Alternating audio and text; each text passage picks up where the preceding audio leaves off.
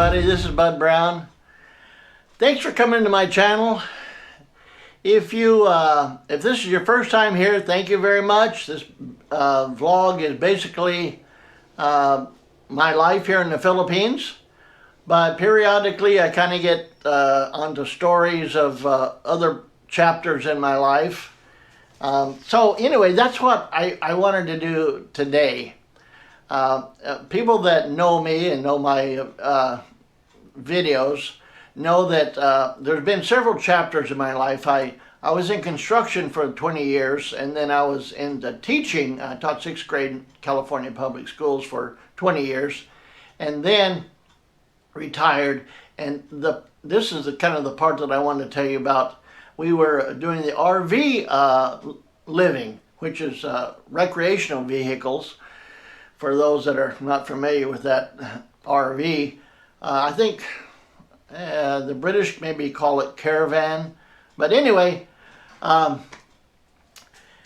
we had sold our house when I retired, and the money that we had, of course we saved some of it, and then we bought this motorhome, about a 35 foot, so it was nice. So we were going to travel around the United States. Unfortunately, the price of gas went way up, so we just kind of limited our RVing to California. Well, this story is about when we took the motorhome and went down to the border of California and Mexico, and there was a big RV park there.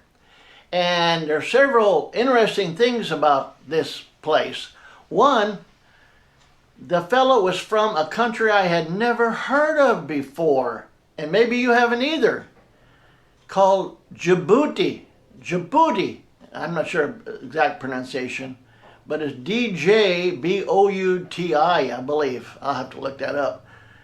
But it's in East Africa, and this is a white fellow. Matter of fact, his ancestry was French, and I learned later through him and other sources that there's a lot of French people that have settled in Djibouti. As a matter of fact, I think his dad or grandpa had moved there. But anyway, in East Africa, there's what they call the Horn, and it's on the kind of the northern part, and Somalia is on the southern part. It's just north of Somalia. Well, he said when he came to the States, he made his first $1 million in the storage business. He bought some land, he put storage units on it, and hired someone to be a supervisor. And he said it's pretty it runs by itself. So I thought, that's a good idea. It may have, the opportunity may have passed in the States, but here in the Philippines, I can see somebody buying some land, putting some storage unit on it, hiring somebody to take care of it, and just put it on autopilot.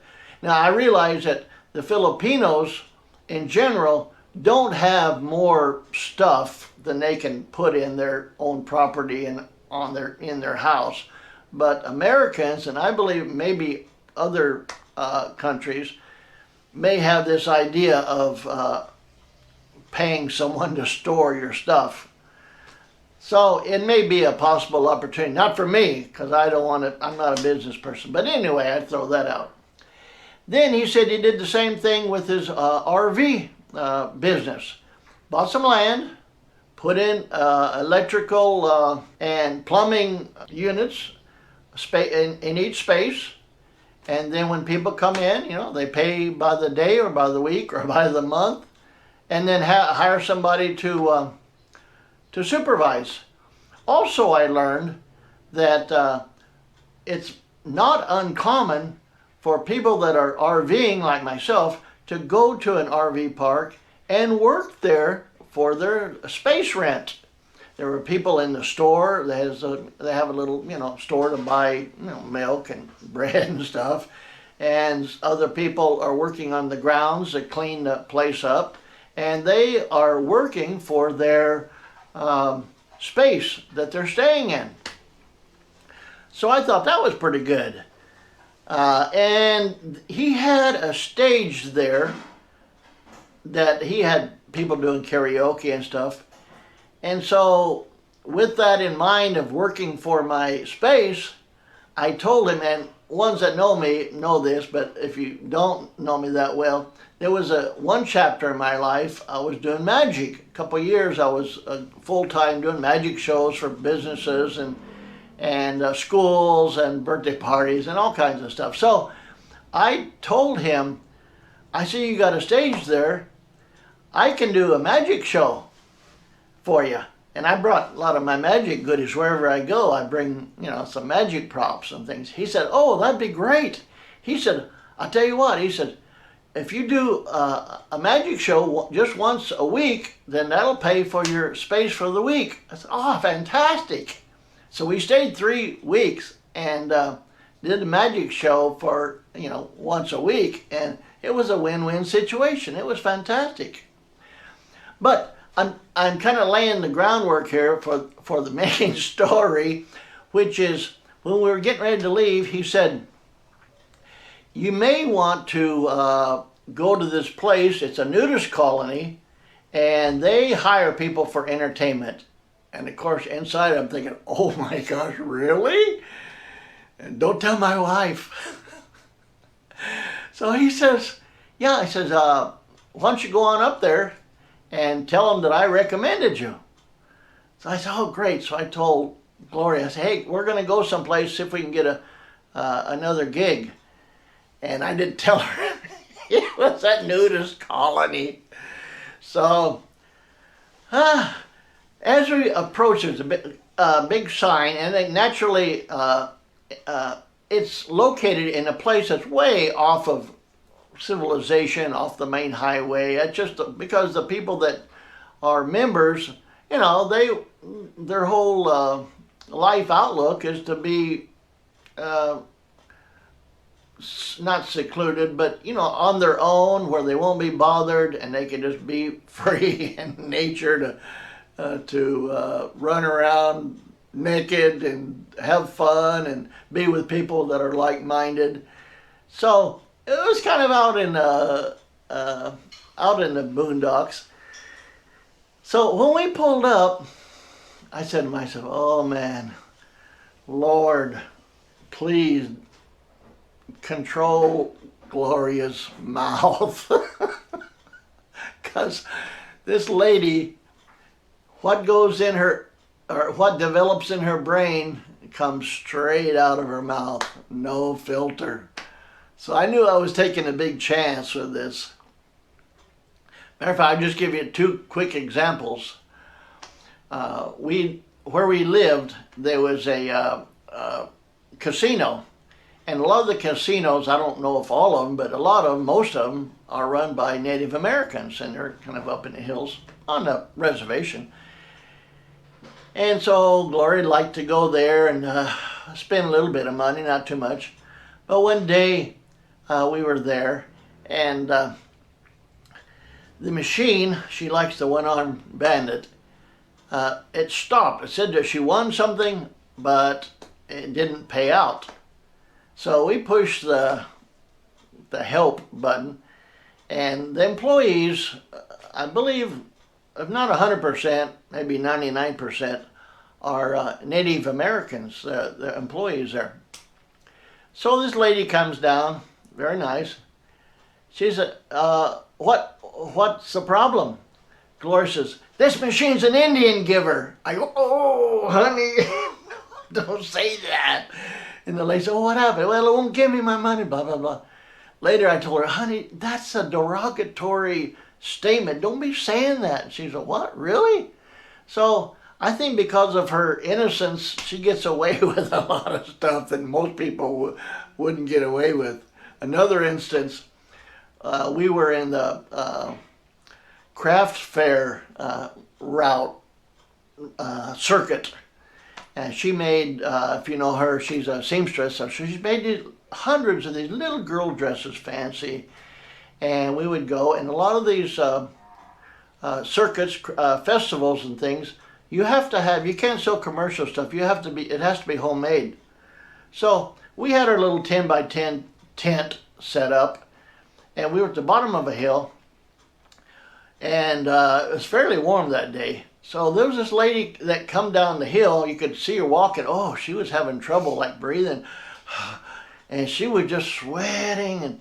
And she comes up and Gloria to our booth, and the lady said, "Wow, you have some real pretty little dresses here." Gloria says, "Ooh, you're sweating like a pig." I go, "Oh no." The lady says, "Yeah, it's hot today," and just, well, didn't seem to be offended at all. And so with that in mind, Gloria, I'm taking her to this nudist colony. Can you imagine? So I'm saying, "Lord, please control her tongue." So we went and pulled into the administration, or the building there, the main building. And just before, and Gloria didn't know, what the situation, that it was a nudist colony, that most likely everybody's going to be naked. So I'm keeping one eye on her. So we opened the door, and there's a desk and a little reception area there. And fortunately, the lady who came out was fully dressed. So she said, "Can I help you?" And she said, "Were you interested in becoming members?" And I bit my tongue, and I said, "No, actually, the fellow that owns the RV park down there, I had done some magic shows for him, and he said maybe you might be interested in a magic show, for entertainment for your guests or members." And she said, "Well, that could be. So the lady says, "Would you like to have a tour of the place?" I said, "Oh, okay, that'd be nice." So I thought to myself, "Oh boy, here you go." So coming down the hallway, a lot of the people, the members, were walking down, very friendly. "Hi, hello, welcome, welcome." And the first thing I noticed was that they all appeared to have been dipped in a barrel of chocolate. Their whole body was just chocolate brown. So I said to myself, just, look at their eyes, that's it. And don't be wandering any other place. So we walked down the hallway, and she took us she said, "Here's the indoor swimming pool." And everybody's swimming, having a good time. Just having a great time. And they were ages maybe between 30 and 70. But enjoying themselves, laughing, splashing. And meanwhile, I'm looking at Gloria. Of course, she's looking around like, what? Then we go to, here's a restaurant. I had tables and stuff. And I thought to myself, oh, that may not be too sanitary sitting on those tables.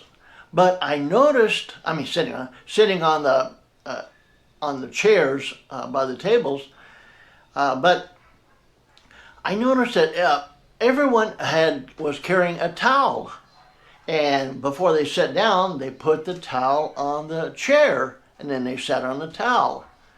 So I thought, okay, that makes sense, yeah. So we took a little tour, went around. They were playing volleyball, and just like a retreat. If you've ever been to one, they have recreation. And then they went to the place where they had a stage, and they said, "This is where we have our dance night," and that would be the stage that you would probably be on. And I looked at the stage, and I looked at the dance floor, and nobody was there. And the image came to me of all these people, naked people, dancing around on the dance floor. And I said to myself, oh my gosh, things have got to be well, I don't want to use the word floppy, but I mean the way people dance, oh my God.